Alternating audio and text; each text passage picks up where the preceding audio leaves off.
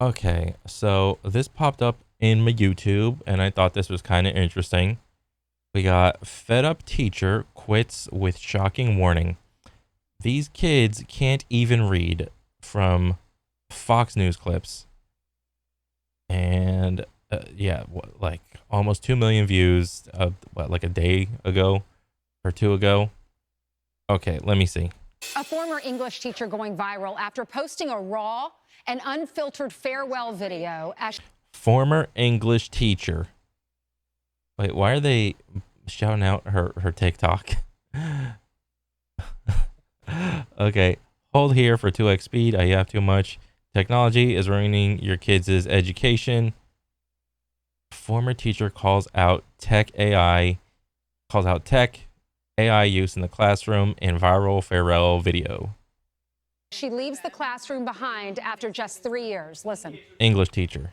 A lot of these kids don't know how to read because they have had things read to them, or they can click a button and have something read out loud to them. Okay. So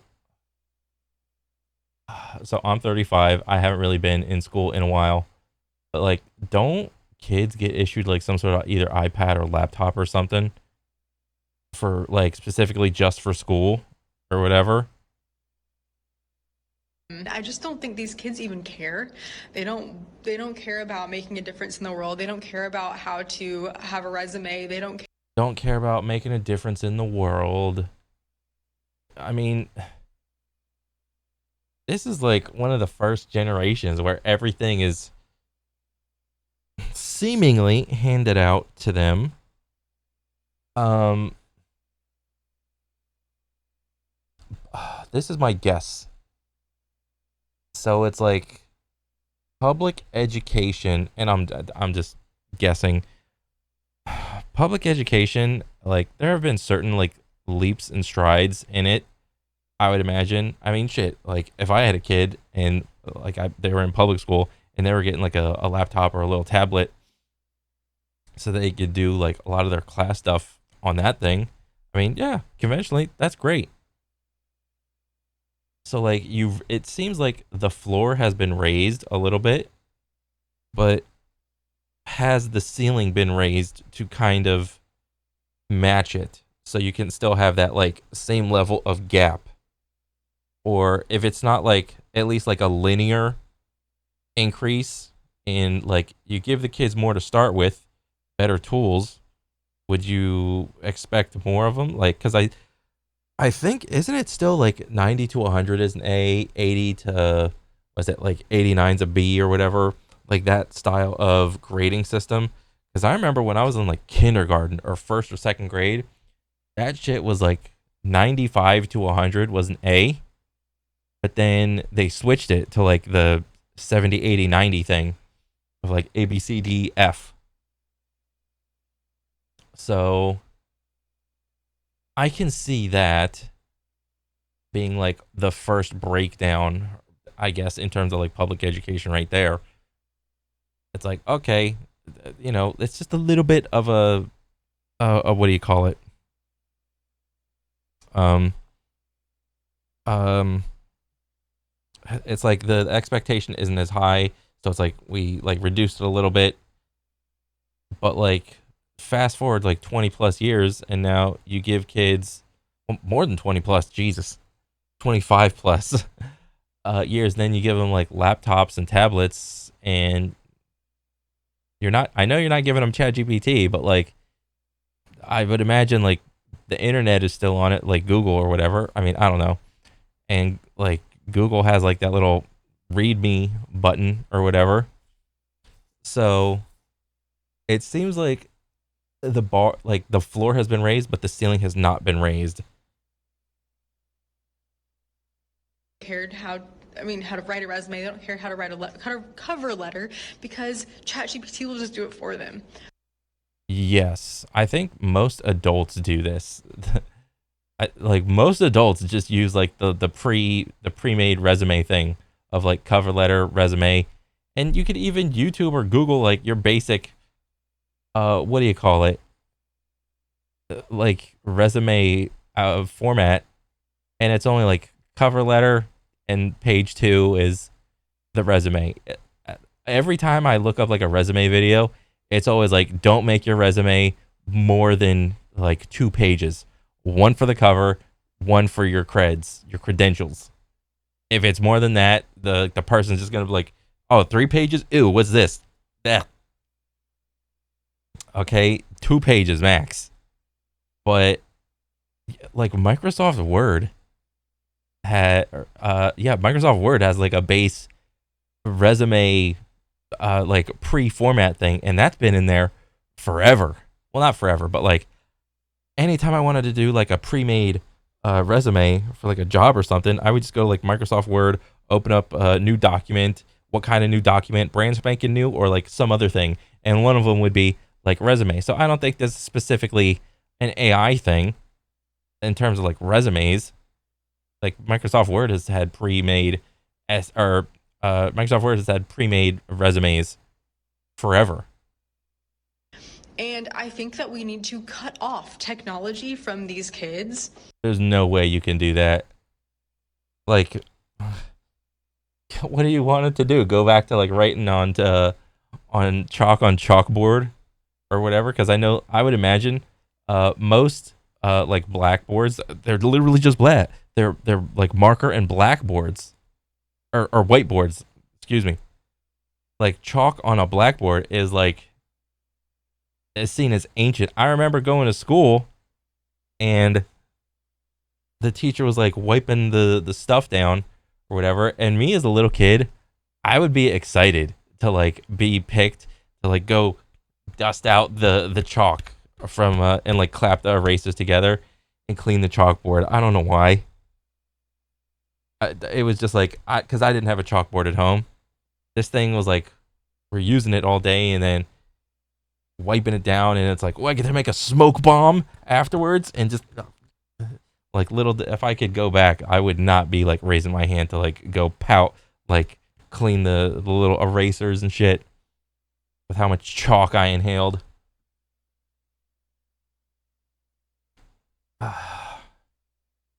Trying to get rid of technology in schools. I mean, for like the last 20 plus years though, there's been computers. I mean, what do you want the kids to do? You're gonna like have like so this is like so weird. So like they're gonna have technology at home, but not at school. You're not gonna teach them how to make like use technology in school. But then when they go out for a job or whatever, they're gonna be expected to know all the technology. So, but then that's why you have like micro apps class or like I don't even know if they have like keyboard like class like where you learn how to formally type instead of just like going fast like 1 and 2 fingers or whatever. But like even if it's just micro apps, like micro apps was like Word, Excel, PowerPoint, and that weird fourth one where you create like databases that I did, and I was like, this is stupid. So I'm just really trying to understand, like, you can't like how, like I would be interested in trying to figure out how to get like hair. Ugh. Leave my mouth, hair. I'd be interested to see how they would implement getting rid of technology at school just to humor it. Probably until they go to college. Hannah is a Oh, okay. So no technology, but what do you mean by technology? Like just what? Like no computers, no phones?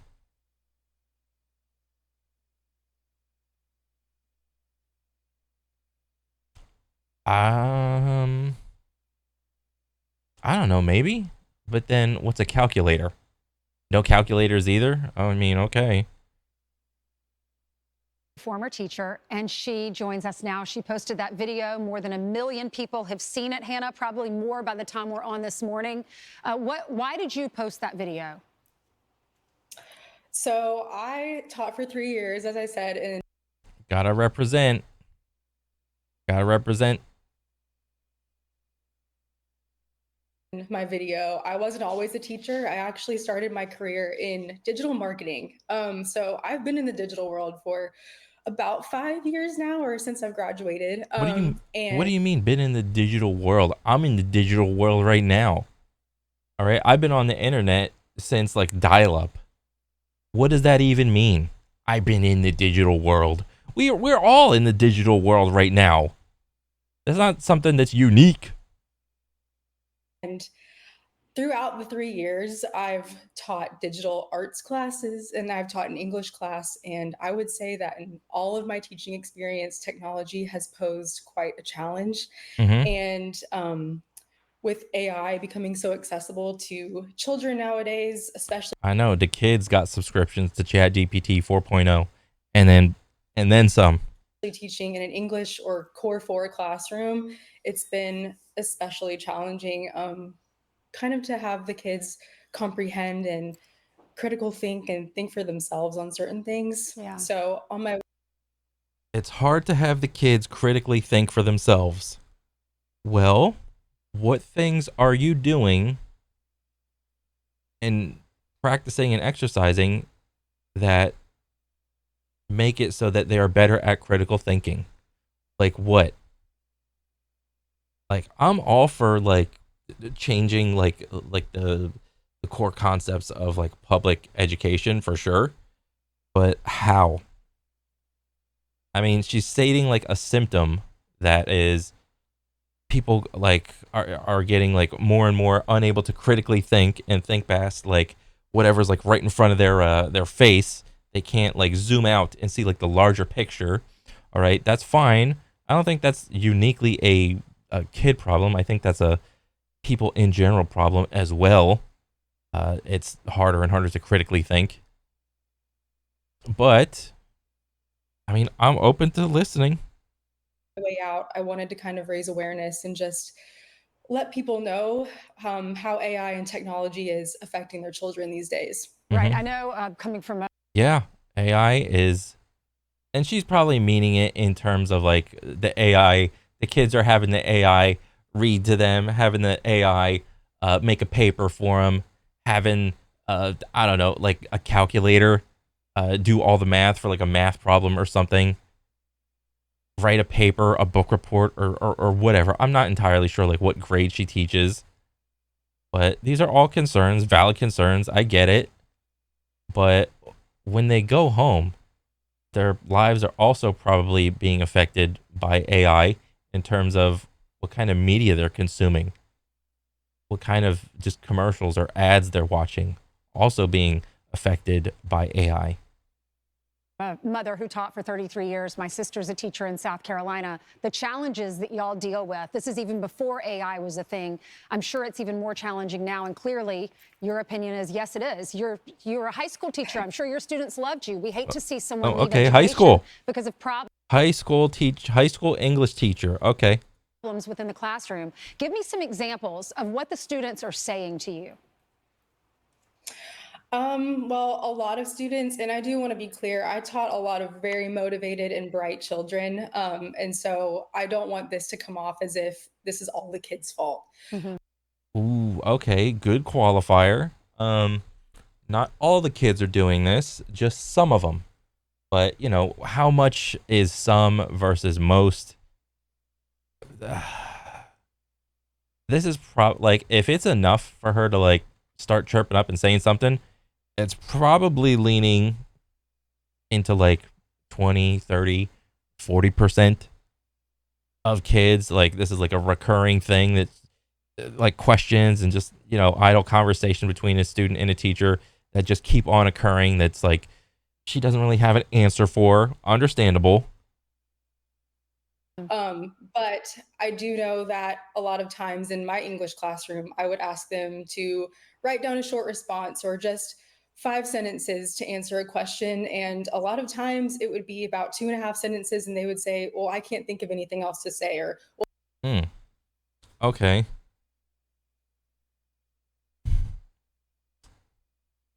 Come up with a quick little paragraph in response to this. Okay. That's a great example. So I don't think I ever really developed this skill when I was in high school. Like I really struggled for like English. I think I was either like a C or a B student or something like that. Um so depending on the type of question that she's like asking and the type of response. So I'm not trying to like poke holes in her argument or whatever, but ideally I think like the question would be like, okay, so what do you think about this, and give some reasons why you think about this, why you think this is the way it is. Okay, something like that, for like a short answer about some topic. So I could understand like one of the kids giving a response like, I like this thing because uh I grew up with it, I like it. So that would be the kind of response that I think she's getting at.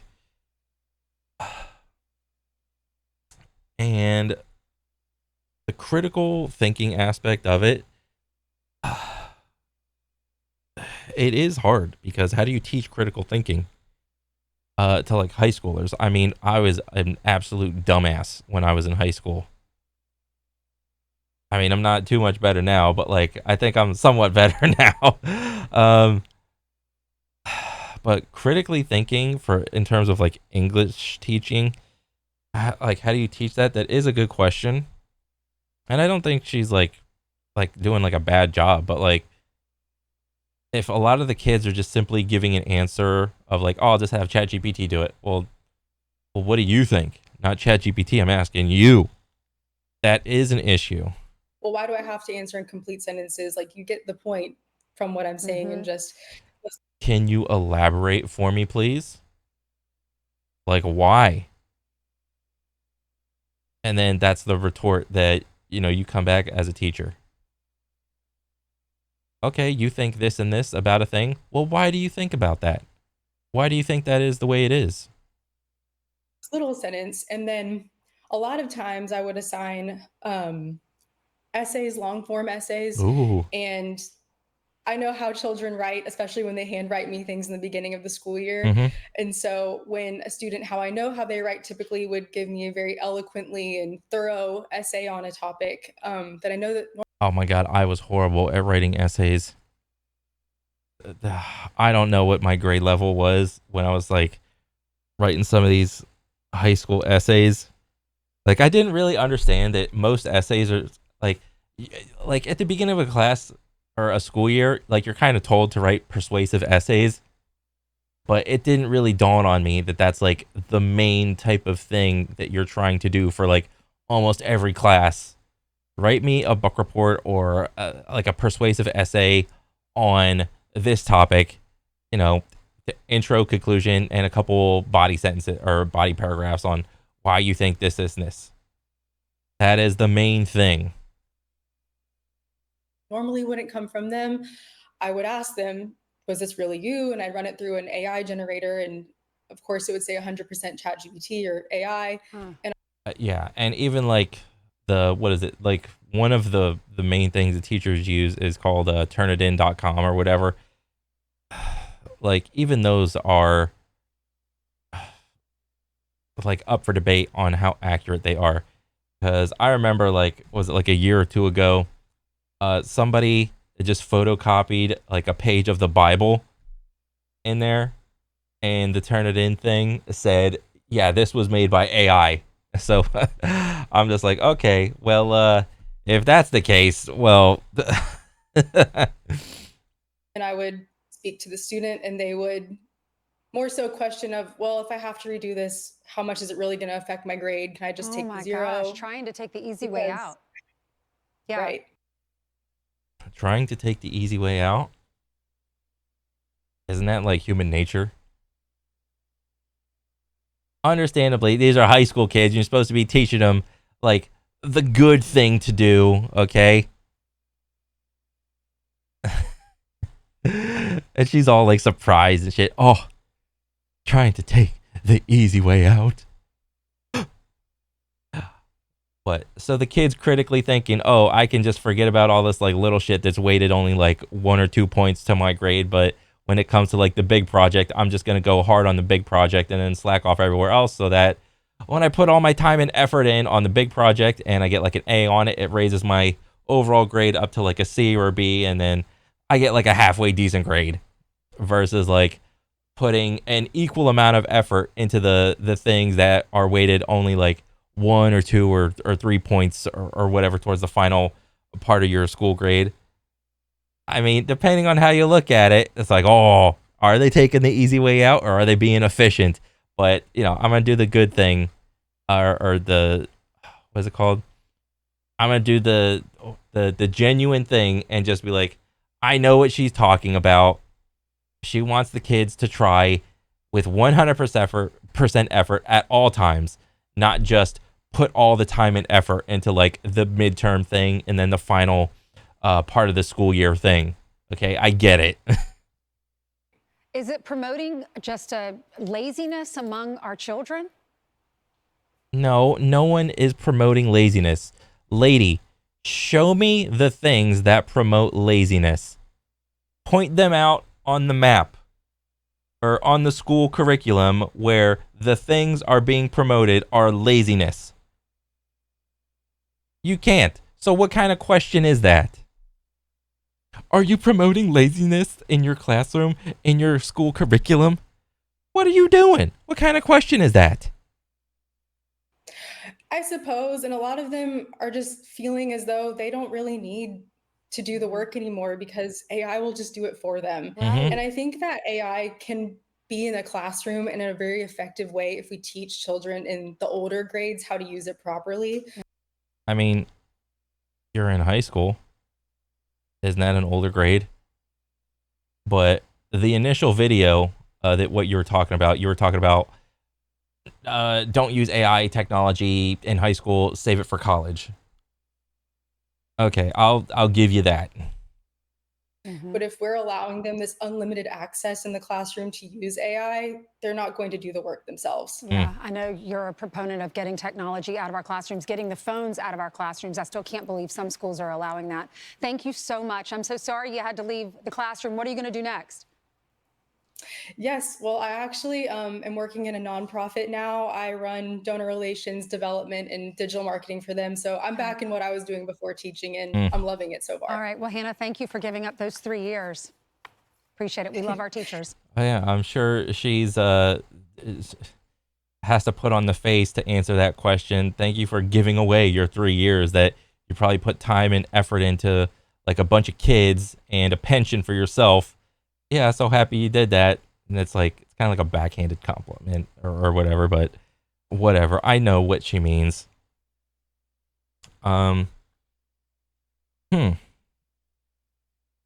else? I'm Steve Ducey. I'm Brian. Okay,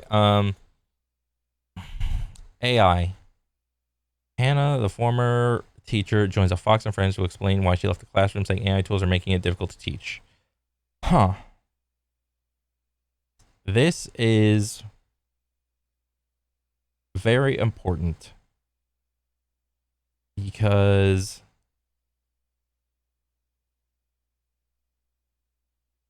if what you're doing, like, you're only going to learn the habits, or not learn the habits, but the habits that you do as an adult are kind of going to like get carried over from whatever you did into like high school and to college and to whatever job. If you just chat GPT'd your way through like high school, chances are you probably are going to chat GPT your way through like the college degree. And there are probably, most likely, actually, people right now doing chat GPT for their associates, their bachelor, probably even master, probably even doctorate on some things. I mean, why would we hold, when she said, like right in the beginning, just wait to use AI in college. Okay, so if it's kind of encouraged in college, well then, okay, so then every like for the 2, 4, 6, 8 years that you're in college or whatever, you're kind of encouraged to use that chat GPT for like some of your schoolwork. So man, what a day to be alive. This is crazy. What are the vibes that everyone's feeling? She didn't mention the horrible attitude and entitlement of the kids and their parents. I mean, it's public school. Public school is it's the Wild West of public education. Period. If you don't want the attitude or the entitlement, put your kids in a private school. But unfortunately, for most people, they don't got the money for the private school. They simply have to just go to public school or the homeschool thing. Read, they can't even speak. This is proof that dumbing down actually does exist. Or, depending on how you think about it, getting a robot to do the thing, like a dumbing down. Like, there's a tool. Why not use it?